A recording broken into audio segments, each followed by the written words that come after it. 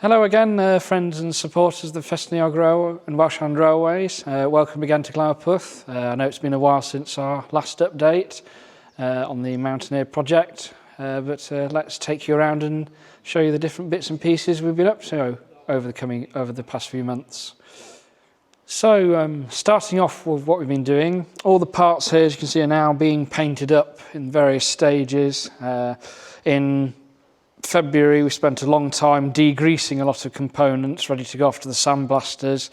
They've now returned, which is all the red oxide coloured items, and then our volunteers here have been busy painting them in first grey primer and then black undercoat, so they're nicely sealed and stored and can get a bit damp or wet if they ever need to. Ready for top coat and final painting when we eventually reassemble the locomotive. There's still more to come back. All the boiler cladding's still with the sandblaster, but that will be done in May probably. As you can see, we're starting to run out of room now to put things to dry. Right, following on from all the painting just over there, we've now got the chassis. We spent a long few months scraping as much as we can off the chassis to clean them up. They're not perfectly clean, but at least when they do go down to Boston Lodge, it's a very quick job for the staff, or it's only a quick job for us when we move our working parties down there, and hopefully in the not too distant future. We've also taken the coupling rods off now, ready and reassembled a few bits and pieces. So we could tow the chassis at a very low speed down the line to Boston Lodge when that arises. I'm currently awaiting to have a meeting and nothing confirmed yet, but there's small hints that might be this year, so we'll have to wait and see. Right, so here I have the boiler. The fundraising appeal last year has helped us raise quite a bit of money for this. Quite happily, after the boiler inspector has now finalised his report, we've got a scheme of work that we can do to this now. The staff-wise, we will have to have the railway's coded welder do the inside of the firebox corners. They'll need grinding out and re-welding because they've grooved in on the water side. There's also, we'll have to discuss with the boiler inspector about putting the doubling plates on to weld the diaphragm plates to, because when they're welded onto the pressure vessel, that needs to be done by a coded welder as well. But we need to speak to our boiler inspector first to make sure he's all happy with that sort of thing. And then volunteer, what we'll do is we'll work with probably one member of Boston Lodge staff to put all the boiler tubes in and the superheater flues over a couple of weekends and working parties. And then that means the boiler would then be ready for test. We've also, Ian has drawn up some blanking plates for the bosses that would have to be sealed up for a hydraulic test. Going on to when the hydraulic test is complete and we move on to potentially steaming the boiler, Gwion, who's not here at the moment, he's on holiday in America, he's finalised the design for the ash pan. He's also experimented with fire bars and the arrangement we could have for that. Happily, the towel fire bars seem to fit, which will save producing a new pattern. But that's ready. He's just about finalising the engineering drawings, which should then get sent away to be cut in stainless steel. And that should be a nice volunteer project to weld that together in the coming months. After while putting the tubes in, which I say at the moment, they have been purchased and are waiting at Boston Lodge to be fitted. They're outside at the moment. Then at this end, we'll also have the spark arrestor to put in. We've got some designs sort of sorted with that, but we're going to leave it to the Boston Lodge staff because they're quite good at doing that sort of thing as they're putting it all together to fit around all the pipes. We'll also have a new superheater header to design as well, but that will probably copy a similar design to that of the Penryn Ladies, because the original design you have to take things apart in a weird way, and it's not the best idea to do now. So the boiler could be done relatively quickly. Again, I'm just in the process of having meetings to find out when this could go down to Boston Lodge to be worked on. Here are the water tanks. I may have said about these in the past that we've cleaned them out and found that they're not going to be worth using again for the next ticket for the locomotive because they're just too thin. Rust has formed in various joints over the years, and if we were to repair them, you'd have weld seams in very weird places, and they might end up being weird shapes. And you might get to the stage like they have done with the Prince tanks, where you've spent a lot of time repairing it, and it just pulls apart all the riveted joints and leaks, and then you just have to start again after you've done all the work to the original tanks. So we're going to leave these as they are. As you can see, we've painted them up. This will be for the 200 wheels event. And I'll talk to you a little bit more about that once we're next to the cab. But these are, so we're not going to throw these in the bin. Guion has spent a long time measuring these and also has another set of engineering drawings that are ready to go off to our sheet metal cutting people, ready to form the new tanks. The new tanks are going to be slightly simplified because they don't all have to be riveted together. We've just got to decide with Boston Lodge whether we weld them all up and put fake rivets on, or whether we do a bit of heritage riveting and join them together that way, as these are, but not quite in the same way. And they should be tanks that are very good for many years to come. We're also on the back side, sort of the opposite side to where between these two rivet lines, we're going to actually put a hatch in because the access isn't very good through just this single hole. And that will make them a lot easier to maintain. You could take the baffles in and out from the back. And at the back, as well as having the original water filler opening here, we're going to work with Matt Ellis, who suggested that due to the working at height regulations and being a bit more safe, because you have a nice place to stand on when the engine's back together just there, have a little low relief water filler hole there that you can just pull the lid off and fill right in front of you, so you don't either have to stand on top of the lubricator at that end or try and walk across along the top of the tanks. There's also going to be a connection for the water hose at Boston Lodge when you're lighting up in the morning to hook onto the bottom, so it removes it being a trip hazard and things like that. So we're spending a bit of time on this, and it's also going to have hopefully either a larger or more of the balancing pipes, so you can literally park at Tan y Bwlch or Minffordd, fill up on one side and it'll all balance up at the same time in a much quicker way, and then you can get going again with your train. So we're putting a lot of effort into this to make it a bit better than it was before. Right, so as I mentioned, the 200 wheels event, most of the loco won't be taking part in this because we do want to keep progressing with the overhaul. The chassis might be in not a movable state by then. It's not in a really perfectly movable state as it is now. It will have to be done very carefully, so it can't form any part of a train or cavalcade. But we have been asked to put at least the cab and the water tanks on a flat wagon, and it probably, I think, will be towed by Britomart or some other engine at the time in the lineup of locomotives. As the tank has gone green and the cab has also gone green to match on this side, we wanted to just to have a little bit of fun and have it sort of as a nice past colour of the locomotive in the rather popular green and with red lining. We've kept the back sort of black, that we've reinstated the red line as well. And what we're aiming to do, I won't show you the other side because that's a little bit of a surprise to everyone on the internet at least. We've done a past, present and a possible future. So it's a livery that's not been seen on the Mountaineer before. It's up to everyone if they like it or not, but we thought we'd have a little bit of fun. There's no guarantee it's going to be a colour scheme that stays on the engine or anything like that, so don't get too upset about it if you think it looks dreadful. But with it all painted up, you can see us on the 200 Wheels event in June.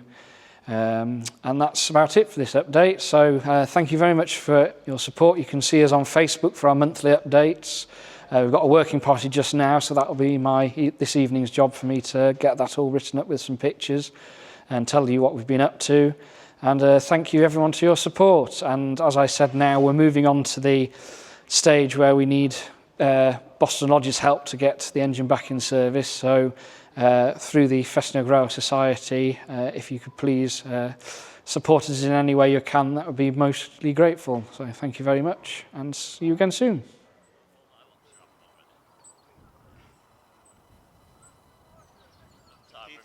We've not got long enough, but suffice to say, eh? No.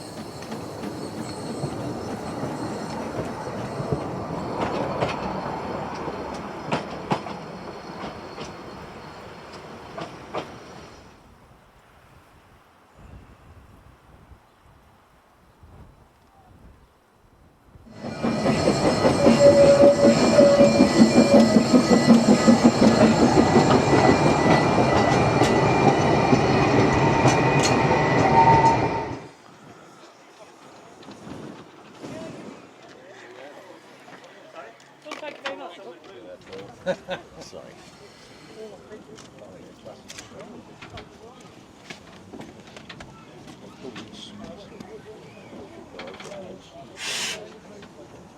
The way the league.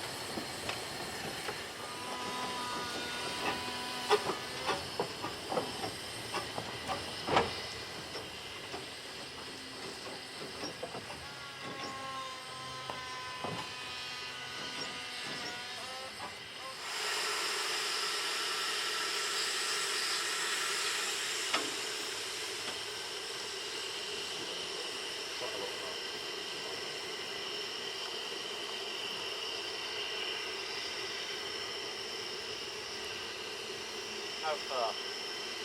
Oh.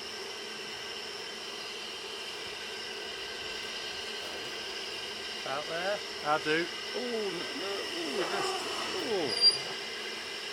Another 6 inches and it'll hide the cabinets better. Okay, bit more. It won't.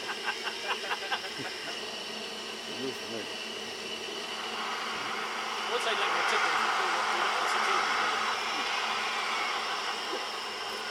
he's not responding, he's concentrating. Hey there.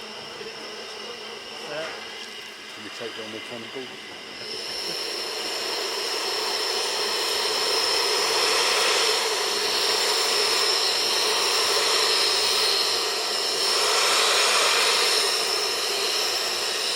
Okay. Yeah, but yeah. See it. That's it. They asked me what